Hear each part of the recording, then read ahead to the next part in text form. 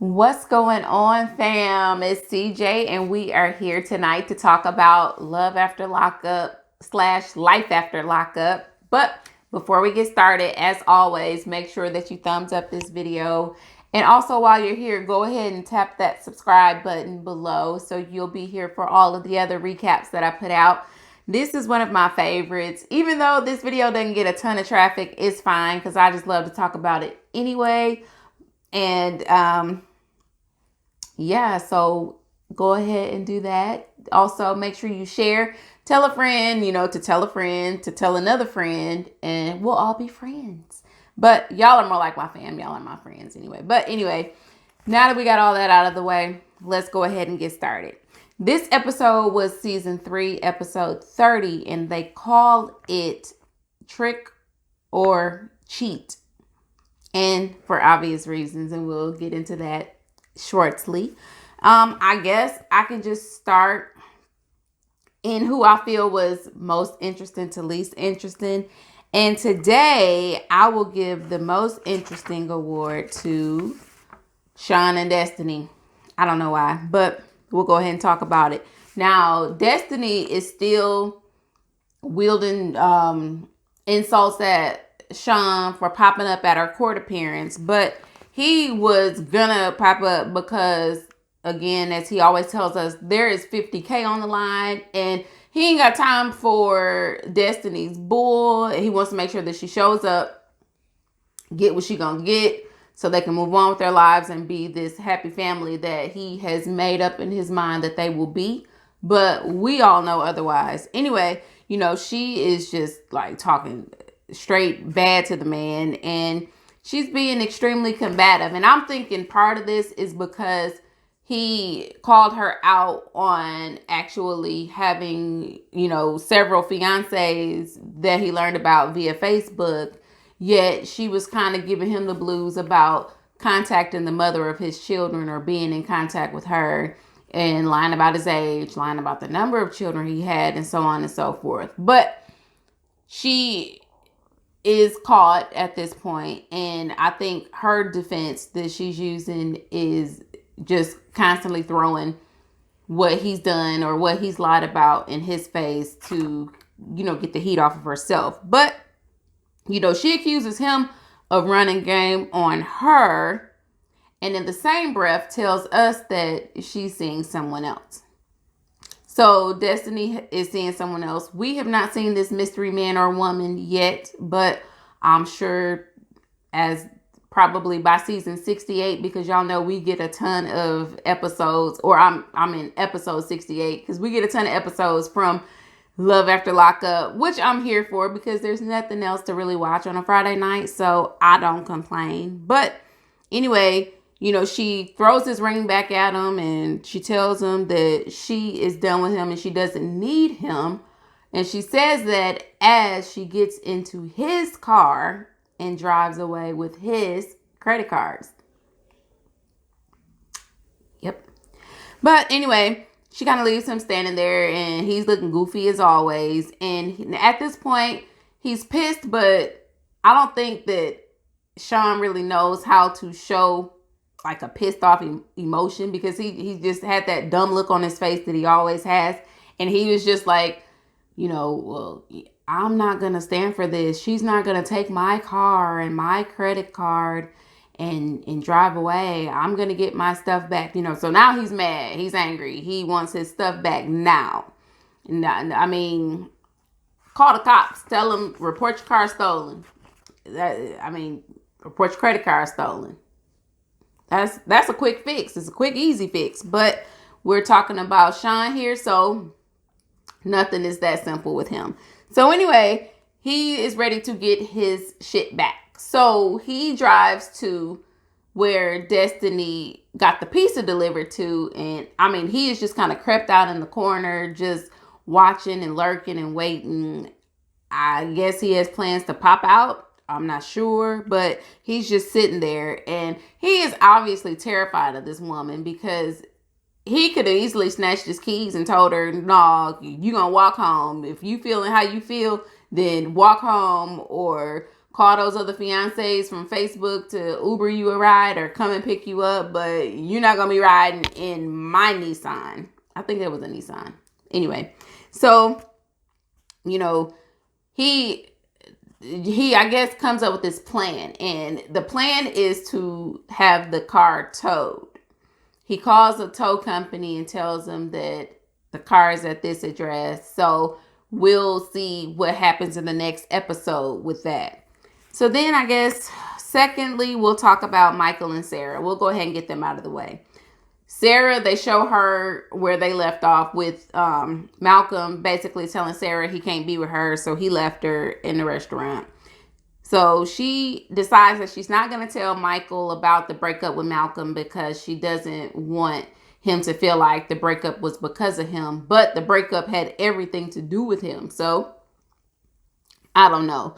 So when she gets home, Michael's posted up on the couch. I'm assuming he has put the girls to bed and he wants the deets. He wants to know what went down on the date. So she tells him that, it was nice. They had dinner and Michael wants to know if they got it in. And she lies and says that they did get it in. And Michael feels like she cheated on him because technically they're still married. He is really on one tonight. And he tells us that they're in an open relationship. She can do her, he will do him when he has a woman. But right now he doesn't have a woman because we know that he broke up with Maria and left Maria back down in Florida. So right now he has nothing but time and can be all in Sarah's business, ruining relationships or whatnot. But anyway, she says that she's getting ready to go to bed. Michael's like, can I put you to bed? Or he says something like that. But make a long story short, she goes into her bedroom and he follows shortly thereafter, closes the door. We hear all this giggling and whatever. So I guess we are to assume that they got it in. Not surprising, but disgusted at the same time. And then, let's see. Who do we want to talk about next? Next, we have Marcelino and Brittany. We'll go ahead and get them out of the way. Now, Grandma Alaska is horrible, period. Brittany's grandma she's just horrible. She's not going to take responsibility for anything. Cindy has accepted that and they move on. Now, I don't really understand what Brittany's trying to do. I think Brittany is still in a fragile state herself, being, in recovery, and she just, happened to get her life together. She's got Marcelino because she's got a good support system. Marcelino doesn't seem like he will do everything in his power to make sure that Brittany doesn't go back down that road. She has that in her corner, and I think she's trying to be that for her mom at this point. But I think that Mama is grown and we got to let Mama decide that mom, if she is ready to really embark on the road to recovery. But I don't know. Marcelino surprised me because he saw Cindy upset after leaving out of Mama Jackie's house and he hugs her. And I haven't seen him be that, I guess, emotionally supportive, I should say, to her, because he was normally like, she's grown. She's going to be out here doing what she wants to do.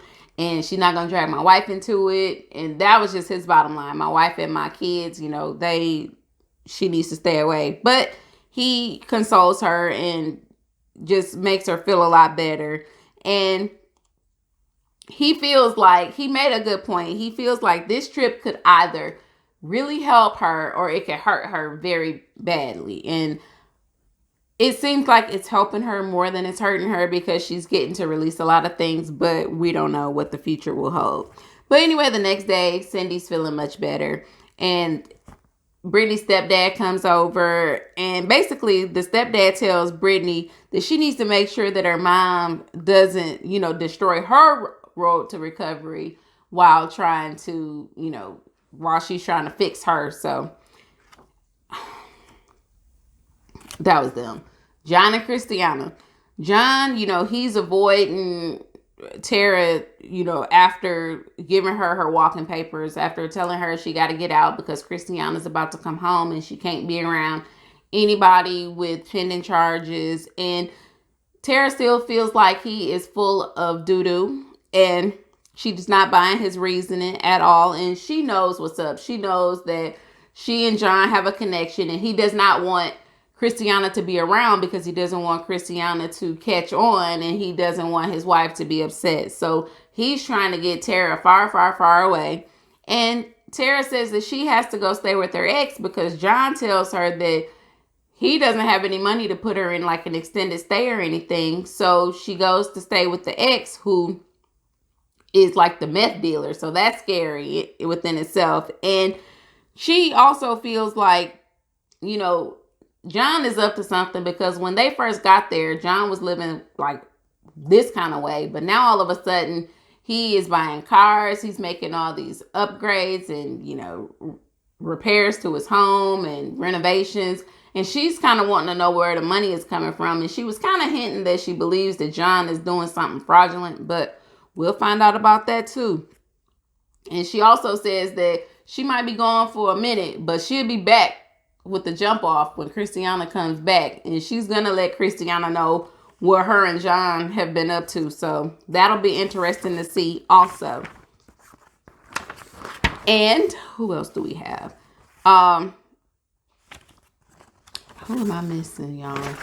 Oh, let's talk about Lacey, Shane, and John. Now, Lacey's still mad at her daddy for telling Shane about John being out of jail. And daddy doesn't give a flying freak.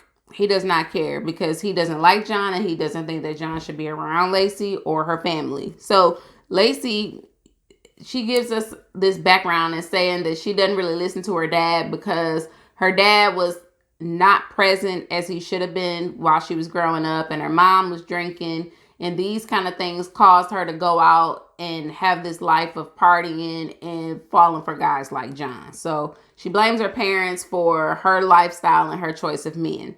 But we then see later on, daddy, he goes to John's house because he doesn't want John to be a part of their lives. And I think daddy went there so that he could piss John off, so that John could punch him in the face and violate parole and end up back in the slammer. I think that's what daddy was trying to do, but John caught on. It didn't work, and he just basically told daddy to get the F out. And he also tells daddy that, yes, Lacey called the cops on you. This was the burning question. This was the question that he just had to know. Yes, she called the cops. Now you can scram, you can beat it, you can move on. And lastly, we had Puppy and Amber. Puppy and Amber go see a lawyer because Amber and Puppy feels like Amber should be unadopted or reverse. They want to reverse the adoption or whatever it is because they're not seeing any of the benefits that Vince said that they would. Now, the lawyer tells her that according to those documents, that Puppy is the sole heir to anything that Vince may have in the event that he dies. And she jokes. She says this crazy joke with the lawyer. She's like, oh, well, maybe we should offer him or something to get the money. She said something like that, but she jokingly implied on killing him, not only in front of the lawyer, but on national TV for all of us to hear and see. Puppy's not bright. And something tells me that Puppy is not done with the life of crime. Puppy just strikes me as somebody that's just itching to get into trouble. But anyway, the lawyer, she even believes that Vince was full of crap because Puppy says that she didn't sign anything giving consent for the adoption. So they're going to have to pull up the original documents to find a way to prove that she didn't. And they're going to try and get Vince. But anyway, Amber just wants to be done with it. She's like, look, what do we have to do to be done with Vincent? Because I want him out of our lives. And that's where she stands on it. But Puppy kind of goes back and forth. Puppy calls him and he's tired of her calling him at this point. And he's still telling her that now I think he's just basically telling her that if you want to be unadopted, you need to handle it because I'm not going to do it.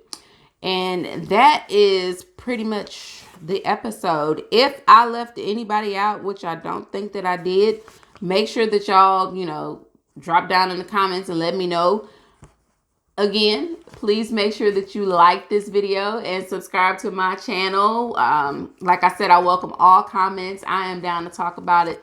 So if you made it this far, thank you so much. And I will see you guys tomorrow for Love and Marriage Huntsville. I'm sorry. And you guys have a great weekend, and I will see you later. Peace.